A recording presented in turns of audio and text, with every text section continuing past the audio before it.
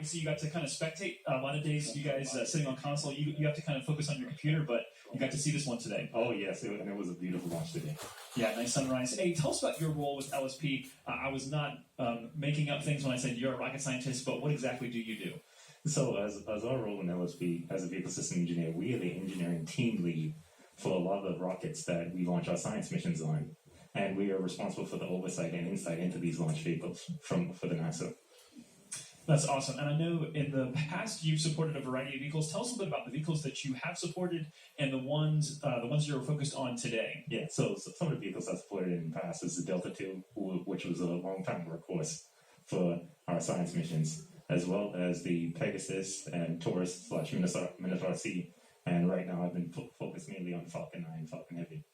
Yeah, awesome. So obviously not focused on the Atlas V, but a lot of that experience and the process is the same. Mm-hmm. I want to take a moment to pause and say Denton's there at Hangar AE. That's the NASA Launch Services Program's hangar. They're very proud of that. We call it the telemetry center of the universe. That's where the data for today is flowing. But I wanted to also ask you, is the process the same for all these vehicles? When we talk about the telemetry and these sort of processes of getting from Earth to Mars, does Falcon 9 experience translate to Atlas, or are they completely separate?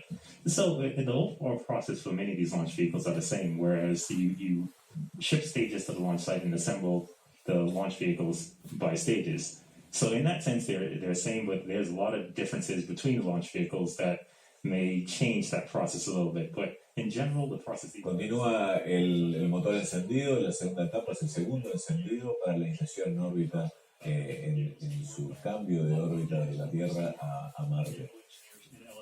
And so although he's not totally supporting Atlas V today, he does have experience with Atlas V, and as he said, things are very similar. So using his experience, we're able to train and bring on new generation of engineers, and Denton's been a awesome. Huge part of that to allow us to grow our bench, if you will, to start working commercial partners. Yeah, awesome. So Denton, tell us a little bit about kind of what's involved, what goes in behind the scenes, what's the rocket science of going from Earth to Mars, this maneuver to go into solar orbit. Yeah, so a lot of the things that happen behind the scenes it's a lot of analysis work done by our analysis teams. I mean, it's months and months of analyses that are performed based on the orbit insertion, the performance of the launch vehicle. A lot of modeling and simulations is done to be able to get to this point so where we can transfer from Earth orbit into solar orbit. Awesome. And obviously you're a rocket scientist. That's for a lot of people, that's like the pinnacle. That's like, hey, I want to be a rocket scientist. So where do you go from here in your career? Because obviously, I'm sure there's lots of things that you'd like to go and accomplish.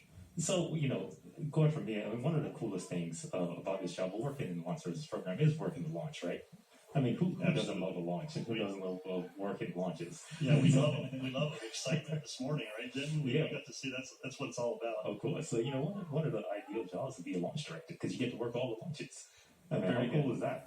No, yeah, that's true. And I guess you get to, is it right to say you call the shots, or is it that the buck stops with you, or how would you say that? I say the buck stops with the launch manager. As today we talked, right? Omar Baez is our launch manager for Mars 2020, and he had to poll the team and make sure everything's ready to go. So the buck does stop with him right there on today's launch. And as Denton says, I think there's a lot of people that would love that job, and Denton's definitely looking at that next step. So I guess we need to give Omar and his assistant launch manager, Tim Dunn, a heads up. Yeah, there you go. Dr. Gibson. Dr. Gibson is on the way. Yeah. Awesome. Well, Dr. Gibson, before we let you go, give us a real quick snapshot.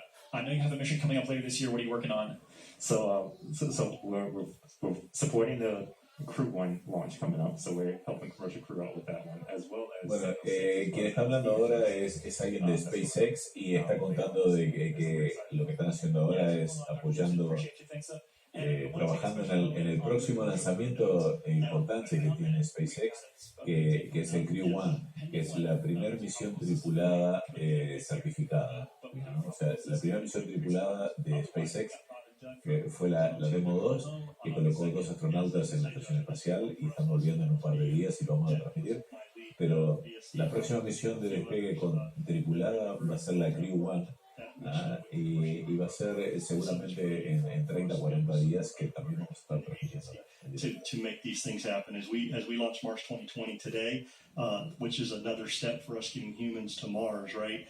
Is getting humans launched off of Earth soil was a huge step for Sigue el motor encendido. Estamos a 51 minutos de que ya el lanzamiento. En este momento están haciendo la inserción, o sea, la transferencia de órbitas, de la órbita terrestre a la solar y marciana, ¿no? Getting humans to Mars someday. Artemis is about learning to live on the moon to sustain a presence there with the eyes on Mars. So how is LSP supporting even Artemis? Yeah, one of the things there is